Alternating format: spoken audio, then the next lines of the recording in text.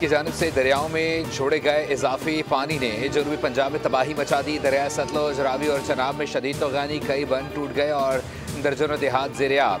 भारत ने एक बार फिर पानी छोड़ने की इत्तला सिंतास मुआहदे के बजाय पाकिस्तान को सिफारती ज़राए से दी। रावल डैम स्पिलवेज खोल दिए गए। रावल डैम में पानी की सतह 1,75,000 से तजावुज़ कर गई।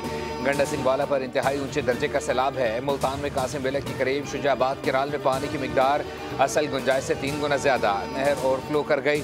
आस पास के इलाकों में सैलाबी पानी दाखिल। सुलेमान के इस्लाम हेडवर्क्स पर भी ऊंचे दर्जे के सैलाब। मुतादिद बंद टूटने से भावलपुर के 4 तहसीलों के दरियाई इलाके सैलाब की जद में आ गए।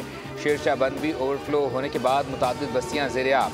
अकबरपुर, बस्ती, कोतवाल समेत मुल्हिका इलाके डूब गए।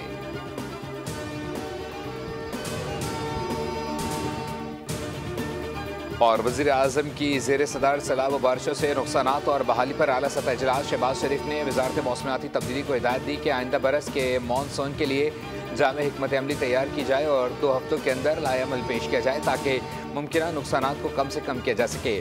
मुतासरीन के बरवक्त इनखला और इमदाद के लम्हा व लम्हा निगरानी यकीनी बनाई जाए। नादर से गैर रजिस्टर्ड मुतासरीन तक माली मुआवनत पहुँचाने के लिए कमेटी कायम। ब्रीफिंग में बताया कि अब तक पूरे मुल्क से 20 लाख से ज़ायद अफराद को बरवक्त महफूज मकामात पर मुंतकिल और 4,100 से ज़ायद फंसे हुए अफराद को रेस्क्यू किया गया है, जबकि मुतासरीन के लिए 6,300 टन से ज़ायद इमदादी सामान और 2,400 मेडिकल कैंप्स कायम किए गए हैं।